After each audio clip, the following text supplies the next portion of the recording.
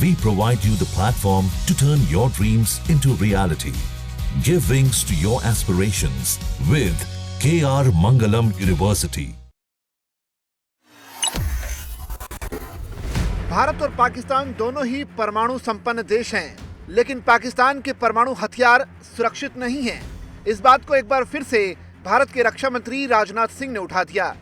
गुरुवार को उन्होंने कहा कि हम पाकिस्तान के परमाणु हथियारों की धमकी की परवाह नहीं करते।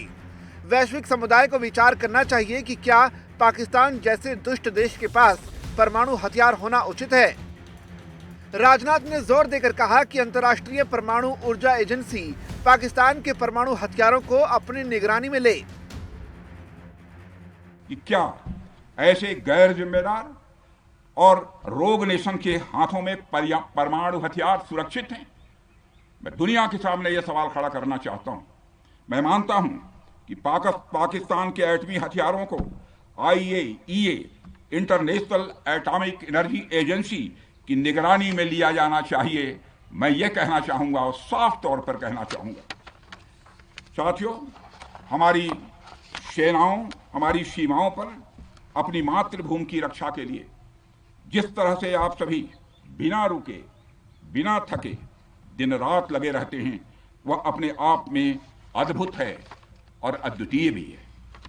आपकी यही बातें हम सब भारतीयों के लिए मार्गदर्शक का कार्य करती हैं। यही कारण है कि मैं हमेशा आपसे मिलने के लिए उत्साहित रहता हूं, ताकि आपके अंदर की ऊर्जा से हम सब भी कुछ प्रेरणा ले सकें। साथियों, आतंकियों ने पहलगाम में धर्म पूछकर हमारे निर्दोष लोगों को मारा। उसके बाद आपने जो जवाब दिया उसे पूरी दुनिया ने देखा है। उन्होंने यह नहीं सोचा कि आम नागरिकों ने उनका क्या बिगाड़ा है, उन्होंने ऐसा क्या किया है कि उन्हें मार दिया जाए। पर मैं यह कहना चाहूंगा, आतंकियों ने भारतीयों को धर्म पूछकर देखकर मारा, धर्म पूछकर मारा, तो हमने आतंकियों को उनका कर्म देखकर मारा है। उन्होंने धर्म देखकर बेगुनाहों की जान ली। यह पाकिस्तान का कर्म था। हमने कर्म देखकर उनका खात्मा किया। यह हमारा भारतीय धर्म है। वहीं रक्षा मंत्री के इस बयान के बाद पाकिस्तान तिलमिला गया। पाकिस्तान विदेश कार्यालय के प्रवक्ता ने भी इस पर तीखी प्रतिक्रिया दी है। आपको पाकिस्तान का रिएक्शन भी सुनाएंगे, लेकिन उससे पहले आपको बता दें कि सैनिकों को संबोधित करने पहुंचे राजनाथ सिंह ने कहा कि प्रधानमंत्री नरेंद्र मोदी ने आतंकवाद के खिलाफ भारत की नए सिरे से जो नीति है उसे परिभाषित किया है। अब भारत की धरती पर होने वाले आतंकी हमलों को युद्ध की कार्रवाई माना जाएगा। राजनाथ ने चेतावनी दी कि अगर पाकिस्तान आतंकवाद का समर्थन जारी रखता है तो इसके गंभीर परिणाम भुगतने होंगे। आतंकवाद के रोक के लिए ऑपरेशन सिंदूर जैसी दवा देना जरूरी है।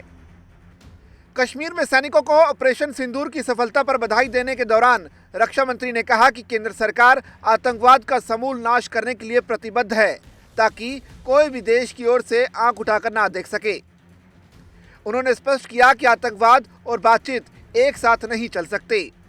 राजनाथ ने कहा कि ऑपरेशन सिंदूर ने पाकिस्तान में छिपे आतंकवादी संगठनों और उनके आकाओं को यह साफ संदेश दे दिया कि वो अब कहीं भी सुरक्षित नहीं है। उन्होंने सीमा पार पाकिस्तानी चौकियों और बंकरों को नष्ट करने वाले बहादुर सैनिकों के प्रति देश का आभार व्यक्त किया। वहीं रक्षा मंत्री राजनाथ सिंह की पाकिस्तान के परमाणु हथियारों को लेकर की गई टिप्पणी के बाद पाकिस्तान तिलमिला गया है। पाकिस्तानी विदेश मंत्रालय के प्रवक्ता शफाकत अली ने रक्षा मंत्री के बयान की निंदा की है और कहा कि ये बयान उनकी गहरी असुरक्षा और निराशा को उजागर करता है। उन्होंने दावा किया कि पाकिस्तान की पारंपरिक क्षमताएं भारत को रोकने के लिए पर्याप्त हैं। नई दिल्ली खुद द्वारा लगाए गए परमाणु ब्लैकमेल का सामना कर रही है।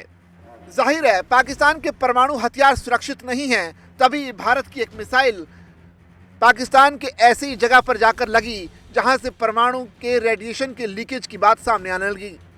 हालांकि अभी ये साफ नहीं है कि क्या पाकिस्तान के किसी परमाणु हथियार से कोई रेडिएशन लीक हो रहा है या फिर नहीं, लेकिन दुनिया भर में इस बात की चर्चा खूब जोरों पर है।